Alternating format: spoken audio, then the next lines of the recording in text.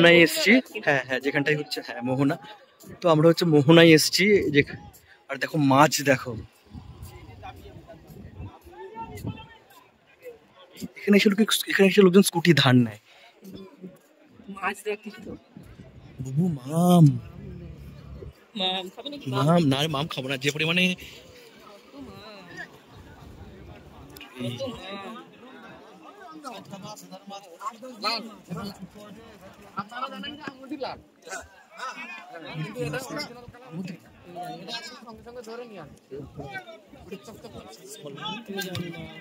লোটা মাছ বেশি দেখায় না, ওই যে ওই মাছের দেখায় না, ওগুলো বোধহয় ভোলা, আই থিঙ্ক। আমুদি বলছে কাকি বলে না, বাবা দেখ মাম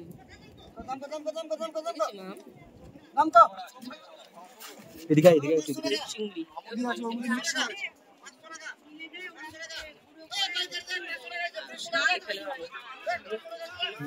লোটে লোটে লোটেও আছে।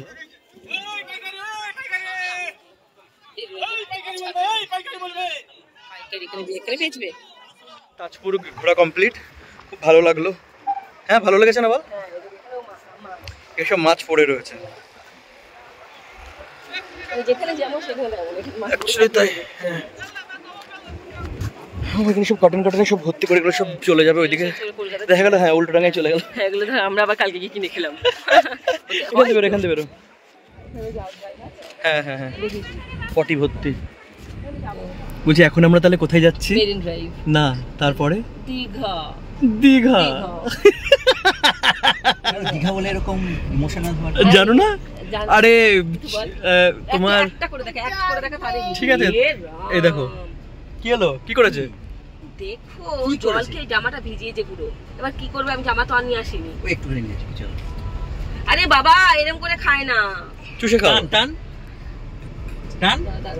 তো এই দীঘাটা নিয়ে আমাদের বিশাল একটা স্টোরি আছে, মানে আমাদের এটা ফ্যামিলির মধ্যেই চলে স্টোরিটা, যে আমরা সবাই হচ্ছে মানে অঞ্জন চৌধুরীর সিনেমার ফ্যান, ডাই হার্ট ফ্যান। আমরা সব অঞ্জন চৌধুরীর সিনেমা দেখে দেখে ছোটোর থেকে বড় হয়েছি, সবাই হয়েছে। তা তার মধ্যে থেকে আমার ফেভারিট হচ্ছে ছোট বউ আর পূজা। ঠিক আছে, তো ছোট বউ যখন হ্যাঁ ছোট বউ যখন বড় বউ যখন ছোট বউকে জিজ্ঞাসা করবে যে ওই যে বললি হানিমুনে না কোথায় গেছিলি, তখন কি বলবে? হ্যাঁ দীঘা। তারপরে এই ফেভারিট গানটা শুরু হবে, সবার ফেভারিট গানটা। তোর বল বলো। শোনো শোনো আজ কেন। তুমি তো দেবিকাকে জুম করে দেখো। আমি দেখি না, তুই দেখিস।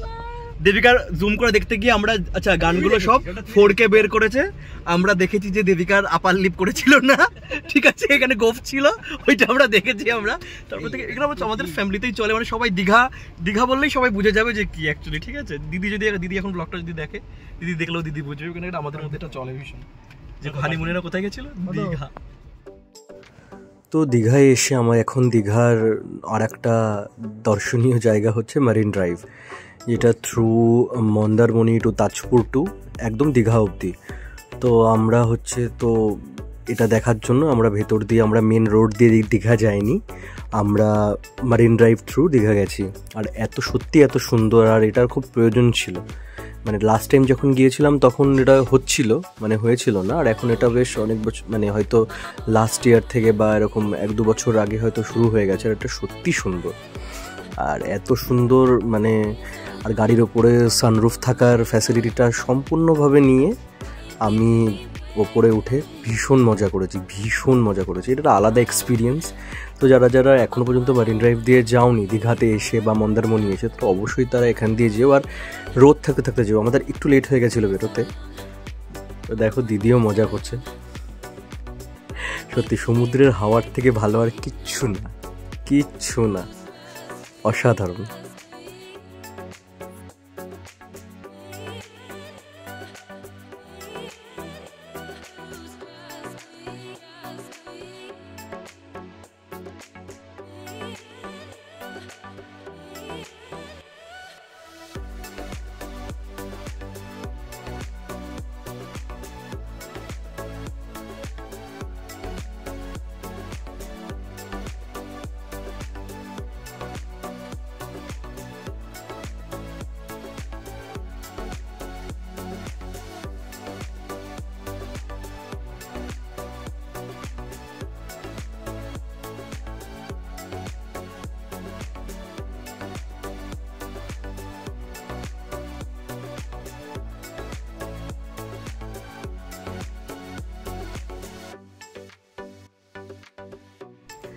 রাস্তাঘাট এত সুন্দর সাজিয়েছে, সত্যি দেখার মতন। মানে এত তাড়াতাড়ি এত ডেভেলপমেন্ট হবে দীঘাতে, আর অনেক নতুন নতুন অনেক প্রজেক্ট হচ্ছে রাস্তার দুই ধারে আমরা দেখতে পাচ্ছি। অনেক মানে বসার জায়গা করেছে এই মেরিন ড্রাইভের সাইড দিয়ে নামার পরে।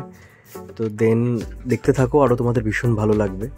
তো আমরা যখন গিয়েছিলাম তখনও জগন্নাথ মন্দির উদ্বোধন হয়নি, এখন তো হয়ে গেছে, ব্লগটা অনেকদিন পরেই আপলোড করছে। তো তখন বেসিক্যালি আমরা এমনি মন্দিরের বাইরের থেকে দেখেছিলাম, মন্দির খোলেনি। এখন এত সুন্দর করেছে সত্যি, ছোট ছোট বসার জায়গা করেছে চারিধার দিয়ে, এত দারুণ করেছে, দেখার মতন। তো অবশ্যই এটা আর একটা অ্যাডিশনাল পয়েন্ট হয়ে গেল দীঘাতে দেখার মতন। তো দেখতে থাকো তোমরা ব্লগটা, আর কেমন লাগলো অবশ্যই কমেন্ট করে জানিও।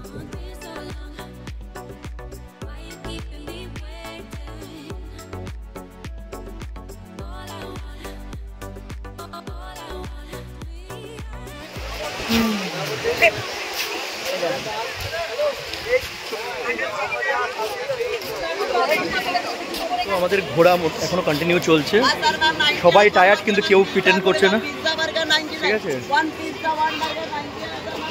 সবাই প্রিটেন্ড করছে যে কিচ্ছু হয়নি, কিচ্ছু হয়নি। সবাই টায়ার্ড, শিবাও টায়ার্ড হয়ে গেছে, খুব ছোটাছুটি করেছে। তোমরা দেখলে তাজপুরে গিয়েও খুব ছোটাছুটি করেছে। এদের এখানে দুধ চা স্টল আছে।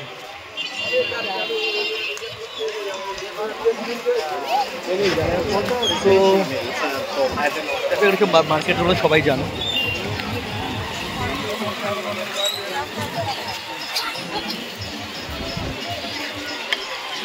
এইদিকে আমাদের গাড়ি,